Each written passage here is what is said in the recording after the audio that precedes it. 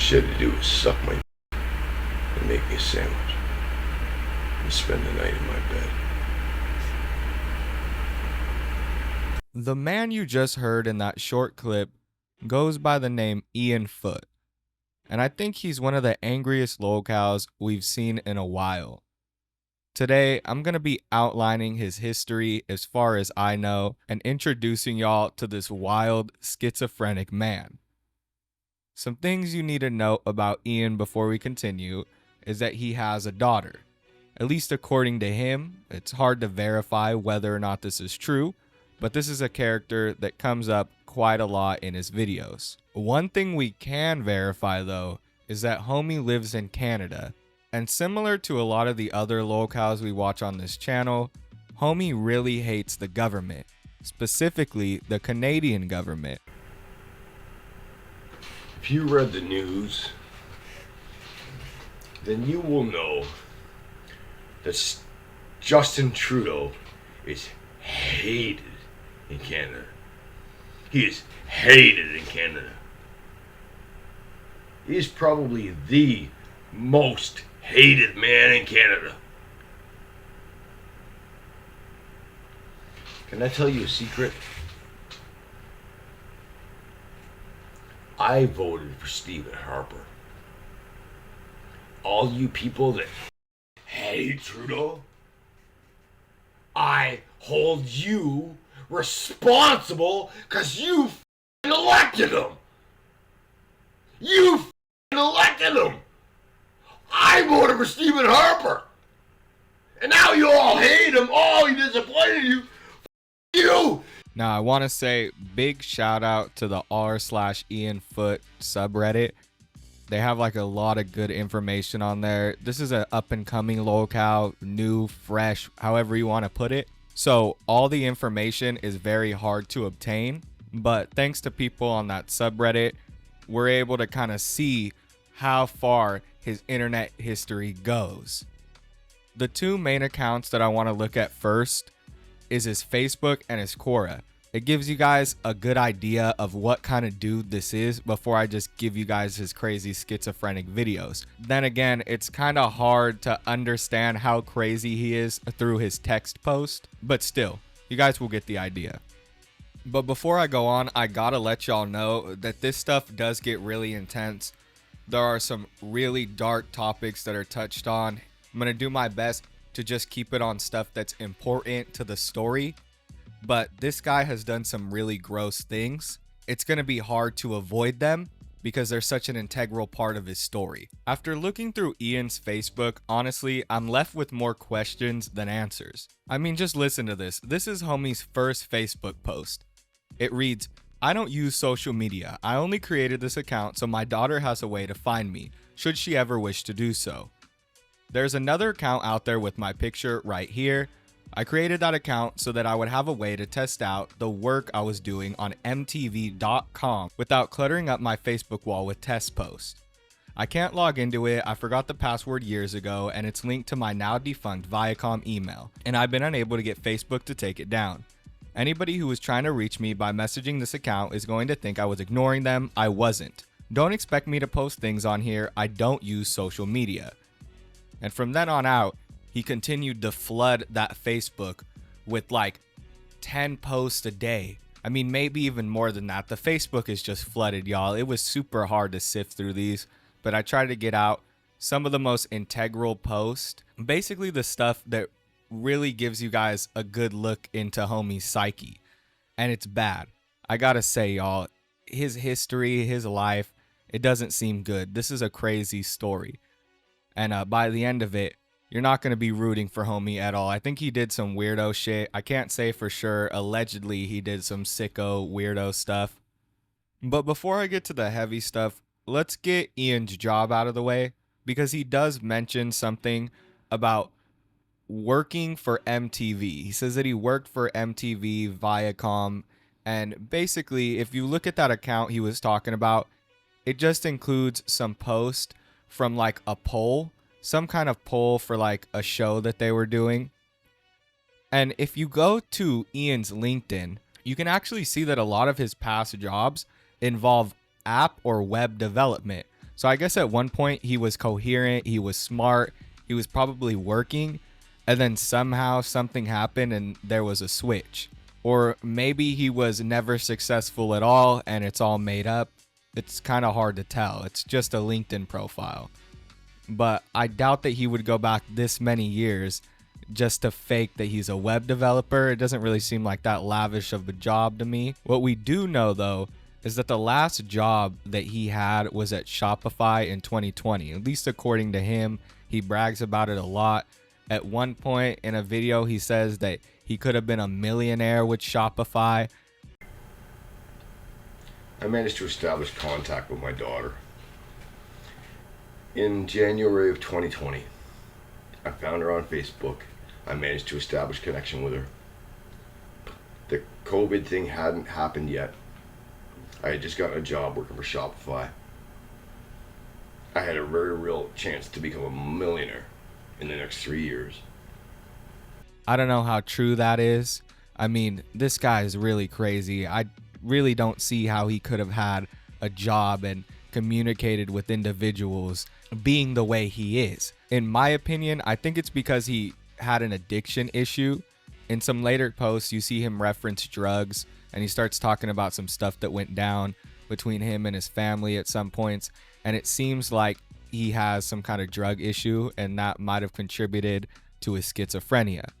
And that also might be the reason why he was able to keep jobs for so long. And then all of a sudden, it seemed like he just had this crazy mental decline. But it also could be something behind the scenes that we have no idea about. But as I keep reading his Facebook, I see that he had more and more trauma in the past. So then again, it could be one of those things. As I mentioned earlier, one of the key proponents in Ian's story is his daughter. He has this weird obsession with her, whether it be talking to her, finding her, hating her. He has this weird obsession with talking about her. In a post on Facebook, he details what happened, and it seems like it might be some sicko shit.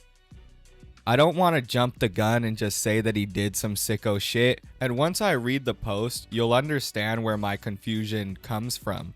But it's really hard to understand what took place without having any real records. Again, this is all hearsay, so let me read what he said. When my daughter was a toddler and I was still living with her every other week, I was visited by child services. Child services are people, misunderstandings happen, and they can take your kids away. If you're not terrified when they show up, you might be regarded. They do not tell you why they're there or who called them, what they think they might find when they get there, what they think is appropriate behavior. But they see children dying of deprivation in drug dens. If you're able to shock them, you probably need to lose your children. Anyway, I talked to them about showering with my daughter. She was still a toddler. If I didn't keep her clean, she would get sick and die, and she was young enough that it was just a funny dangly thing that daddy has, and where is my floaty thing? So when I was rushing to get us fed and clean and off to daycare and work, I would strip us both naked, turn on the shower, hold her in my arms under the water, wash her, put her down with her bath toys, wash myself, and get us both dry and dressed and out the door. They didn't ask, but I didn't know. It was the only thing I can think of that they might think I shouldn't do. It was stupid. I was scared. West Coast hippies run around naked in front of their families, sky-clad or whatever. Japanese people bathe in front of literally everybody in hot springs. I shouldn't have worried. The woman from child services told me I didn't need to worry, and if I felt like it was weird, I should stop. That's it. And she looked around the place, was comfortable with what she saw, and left me alone. No problems. And decades later, I wondered what if somebody else did something to her, and I was so scared of losing my kid and desperate to reassure that I failed to ask questions. What if that had allowed something horrible to go unnoticed for her entire life? I wanted to ask her, but she was a ghost. And I talked to a stranger about this because my behavior was beyond reproach and I was a concerned father with no one to talk to in the presence of somebody I saw as no threat. I think they branded me as a for this. Shit's been happening to me. If you heard or thought such a thing, these are the full and unadulterated facts, and if you have a problem with them, come fight me. Obviously, from what you guys seen, it's hard to take this guy's word at face value. He's got a lot going on. But this post really puts into perspective the kind of dude he is. I mean, it seems like homie basically said that people are calling him a PDF file. Now, like I said, it's hard to know what's true and what's not. It may just be a delusion he made up in his head, but he has this weird obsession with people framing him. So I feel like there's some truth to this. We also see the weird obsession with his daughter. The first post we see her mentioned is in 2022, and he continues to kind of obsess over their relationship all the way up until present day. There's videos on his new channel where he's talking about his daughter. But enough with his Facebook posts. Most of them are just schizophrenic ramblings, but I felt like those two really gave y'all a good idea of what's to come. Really sets the mood. This is going to be a crazy one, folks. I just feel like there's more there that we might not be seeing, but I'm not going to speculate on it because I feel like that's gross. I don't know the full story. I don't know what this guy did, but all I know is that that post really rings a lot of alarm bells for me. One thing I do know, though, is that homie really doesn't like relationships. I'm not going to air out his past relationship because it seems very open on Facebook. Like, there's literally posts with him and his ex-girlfriend still up there. And it seems as though to this very day, he just really doesn't like women because of that relationship. Women used to want to be reassured that you loved them, that you cherished them.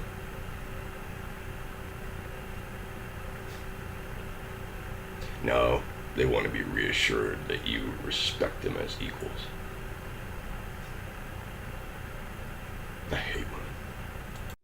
It's weird. Like, if you look at some of his Quora posts, they're just disgusting, man. The way that this guy sees women is weird, because in his old Facebook, it seems as though he was like semi-respectful to women, but like, I don't know, there was some kind of switch after his last relationship.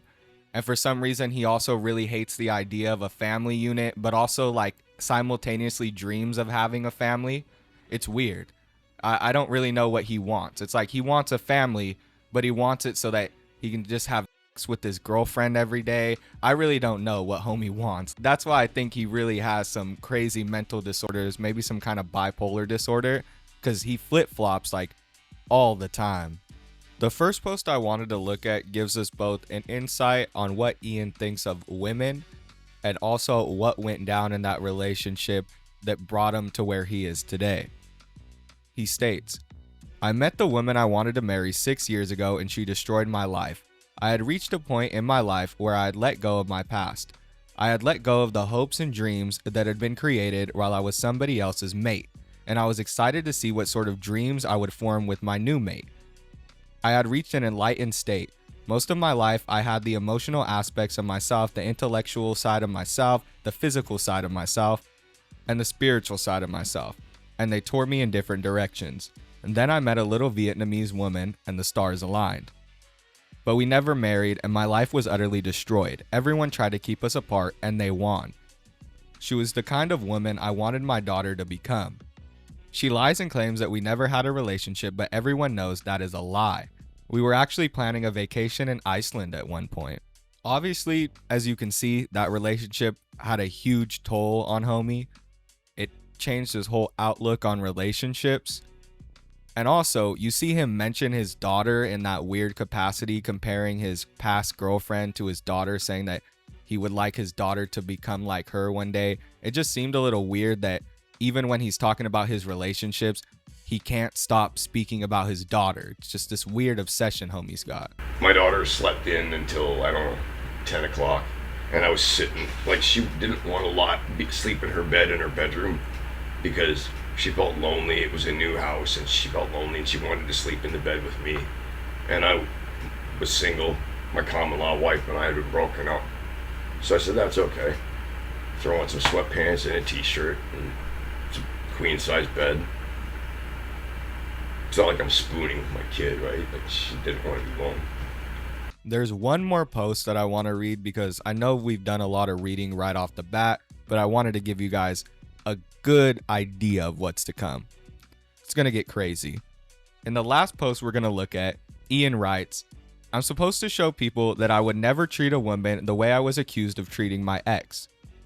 But I'm more concerned with women understanding clearly that I will never again participate in a relationship with a woman who frustrates me the way she did, and that it is a deal breaker.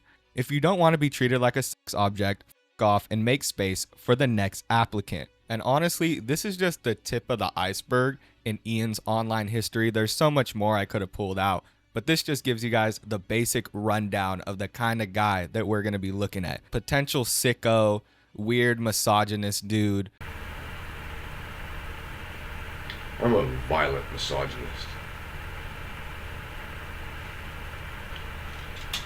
Like, this guy's got issues, right? He's prime Lolcow material.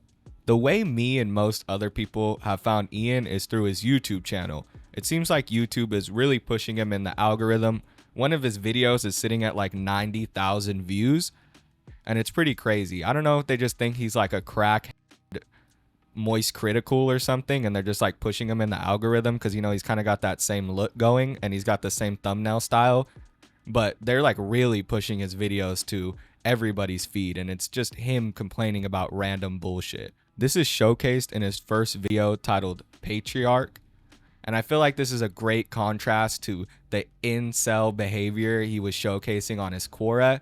It's like he wants a wife and kids, but he also just wants a chick that he can have sex with constantly 24/7, and I feel like those things just don't combine. Like, you can't have a coherent family when the only thing you want from a woman is sex. There was this moment. It was one of the happiest moments in my life. It was Christmas. I was a patriarch. I had a beautiful home. I had a beautiful common-law wife, beautiful daughter. I was coming down the stairs of the home that I paid for. I paid all the bills. I did all the work. I made all the money. And I was coming down the stairs and I looked down upon them. And there was a huge Christmas tree covered with decorations.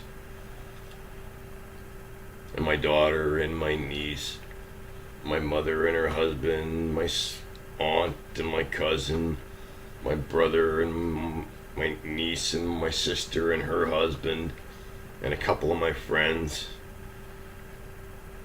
I can't remember if Sharon's parents were there or not. It was just filled with art and life and just family, and I was a patriarch. My wife was running around giving everybody treats and snacks and drinks, and everybody was chit-chatting with each other and happy. My dad and his wife weren't there, but other than that, my entire family were there. And it was me. I was the patriarch. It wasn't the family that I imagined I was going to have when I was growing up, but it was my family, and I was the breadwinner and the provider and the protector, and all of them were all there safe and warm under my roof, eating and drinking and being happy together. And I felt successful. And all of this, I didn't con anybody, I wasn't scamming anybody, I wasn't taking advantage of people, I wasn't born with a silver spoon in my mouth. I worked very hard, and I generated massive value. I built tools that empowered people and allowed people to do more with less, and pushed the human race towards the sky with my work. And I was respected and happy. I was successful. I had made it. I felt like I had made it. And it was just like a totally silent moment. I was just looking down upon my loved ones at Christmas time. And I was what I wanted to be. I was a patriarch. Now I'm just a pathetic, wretched old man. As you can see, homie was basically detailing a story of how his life was before it went bad. Having a family, you know what I mean? Having his perfect life. It wasn't quite ideal, but in the end, it ended up being perfect to him, right? But I don't know what happened. He doesn't really explain how it all went bad, but we do get a little bit more insight on how he felt about his software development. He says that he was changing the world. It was obviously something he was passionate about. So I don't know what to think. This is a really bad guy. Like, he says a lot of really bad, horrible things. So, you know, it's fine to hate on him. But in the end, I think there's like a greater lesson to this whole story. But I just can't quite find where it comes from, because I don't exactly know how this happened. I don't know if it was drug use. I don't know if it was mental health issues. I don't know what. I guess they can all kind of be bundled into one. So this guy obviously needs help, but he might be beyond getting help, especially considering his crazy misogynist takes and his threats towards individuals. I feel like the perfect video that sort of encapsulates his whole demeanor and his anger is his most popular video, the one where he says that he's framed. I haven't played it yet. I've sort of teased it, but it really showcases how crazy this guy is. You want to hear the really f***ed up thing? You want to hear the really f***ed up thing? They called me a manipulator. They called me a manipulator. And they told people not to open up to me because I'd manipulate them. And then they called me a narcissist who only cares about himself. How am I supposed to care about you when you've labeled me as a manipulator and you won't drop your frame?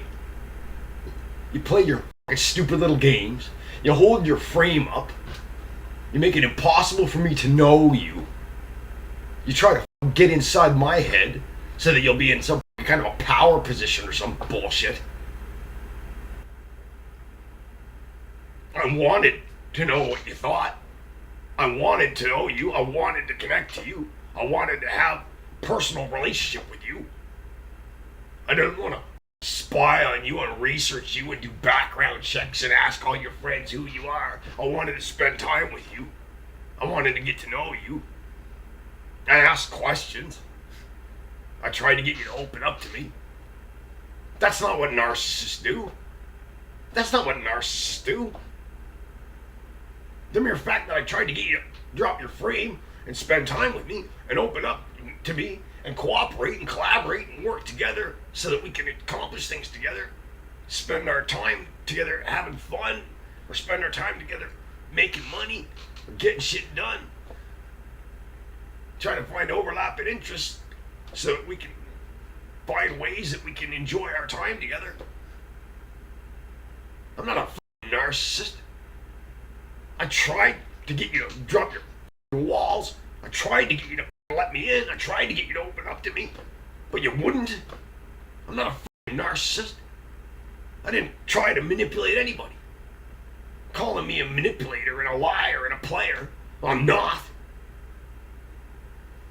You're the ones that want to play f***ing stupid games with people.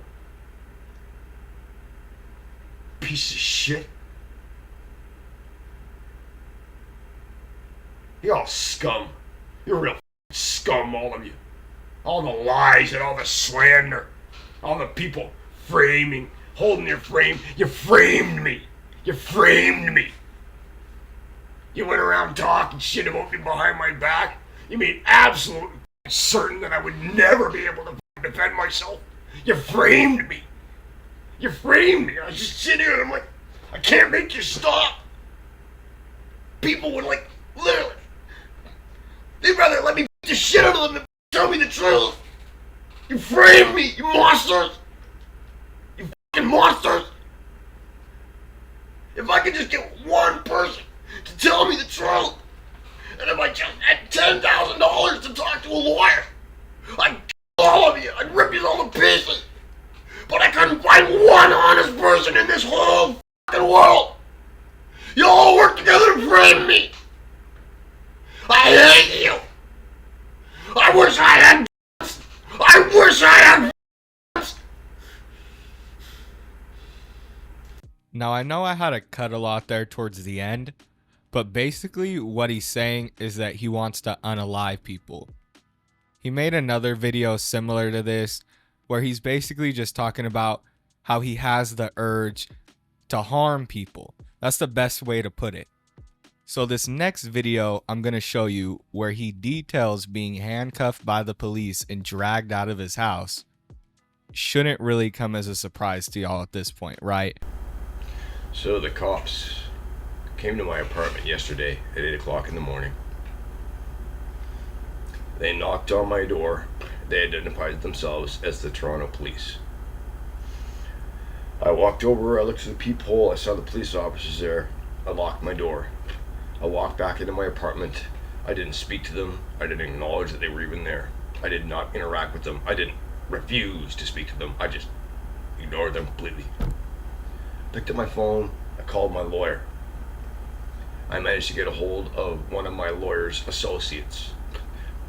I told my lawyer's associate that the police were outside my door and that they had identified themselves, but they had refused to indicate why they were there, and that they had tried to get me to open the door.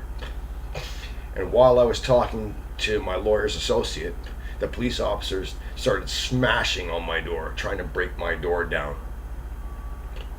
My lawyer's associate heard them. I said, "Can you hear them? They're trying to break my door down." My lawyer's associate said, "Yes, I can hear them. Be cool. I'm going to contact your lawyer. I'm going to get a conference call going so that the three of us can talk." I said, "Okay." He hung up on me. The lawyers could hear me, the police officers could hear me talking to my lawyer through the door. They walked down to the end of my hallway so that they could whisper amongst themselves without me hearing them, but they didn't leave. I could see that by looking through the peephole. I sat and I waited for my lawyer to call me back. My lawyer called me back, and there was a conference call between me, my lawyer's associate, and my lawyer. I was on the phone talking to them, explaining to them that the police officers were outside my apartment. They had tried to break my door down, that I had not interacted with them in any way. I didn't even acknowledge that they existed. Apparently they got somebody to give them a key because they unlocked my door after unsuccessfully trying to break it down, and they entered my apartment without my consent. They had no warrant. I was on the phone to my lawyer and his associate, and it's a good thing that I was, because they opened the door and they took a step into my apartment, and I was looking right at them. And I'm talking to them, I'm talking to my lawyer, I'm talking to them, I'm talking to my lawyer. What should I do? "Excuse me, officer, pardon me for a moment, I'm trying to talk to my lawyer." In the end, I hung up on my lawyer. The cops put handcuffs on me. They said something about a mental health act. They weren't there to detain me. They had no search warrant. They had no warrant for my arrest. They had no crime that I had committed. They could not identify a crime that I committed. There was no victim. There was no crime. There was no nothing. There were two police officers that tried unsuccessfully to smash my door down and break into my apartment. Then they got my superintendent to unlock my door without my consent. They walked in. They put me in handcuffs. They took me out of my building. How humiliating to be taken out of my building by two police officers in handcuffs. So eventually, of course, after people watched this video, he started getting trolled relentlessly because it's like, how could the dude go and say that he wants to unalive people and then be surprised when the cops come? Going as far as to call his lawyer to try to see if there's any way that he can avoid it. And it's like, dude, if you're going to say something like that, yeah, they're going to like do a mental health checkup on you, and they're going to make sure that the threats weren't like substantial threats. You know what I mean? Of course they're going to do that. Why wouldn't they? You're out here saying that you want to unalive people, you want to harm people. I mean, shit. It's on YouTube. It's public. Everybody can see it. So, no surprise there. Of course the cops showed up. Like, how can you be that dumb? Come on, dude. You got to expect it. If you're going to be this kind of person, you got to expect it when the authorities show up. You know what I mean? So I got a here putting a comment on my video. Live stream or it didn't happen. And took the time to write a carefully worded reply. I said, listen, I didn't put the cops on blast because I didn't want to make it personal. I didn't want to put them on defense. I wanted the police officers to question the morality of their job when they talk to their wives when they get home from work. I wanted the police officers to question if this is the kind of world they want their children to grow up in. I didn't put them on live stream because I didn't want to put them on blast. Because I wanted them to be able to see me as a brother. They're cops. I was ex-infantry. I was supposed to go to Bosnia to prevent genocide. I had a conversation with them about their gear and their webbing, because I used to wear webbing when I was in the military. I talked to them about how I received an honorable discharge from the military, about how I was accused of stolen valor, and I was most of the way through the process of applying for my military ID so that I could prove I was a veteran. But I decided to delay filling it out until after I cut my hair and shaved my beard.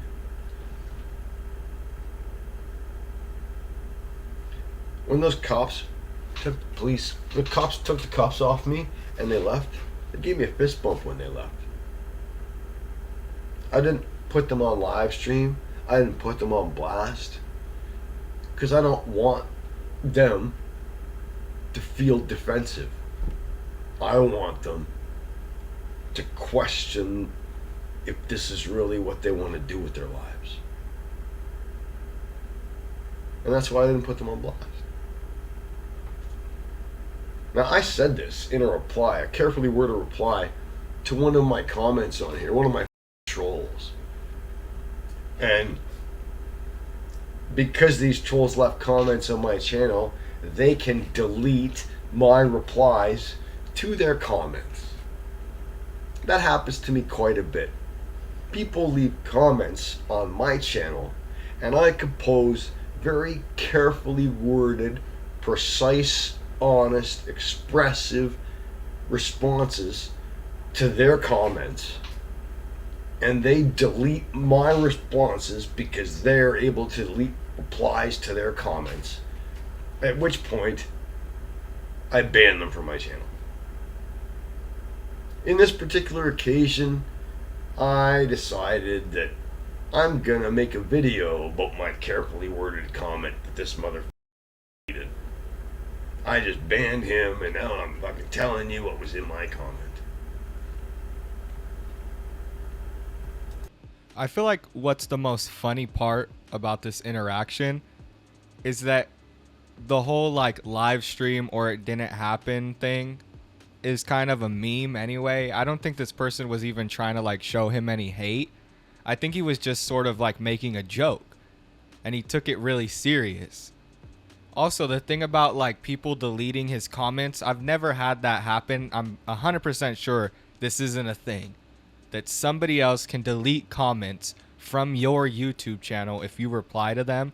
Maybe if they report it. So like I'm wondering how he worded it, because he obviously didn't word it the same that he did in this video. There's something that he's leaving out, some component. If his comments just getting randomly deleted, right?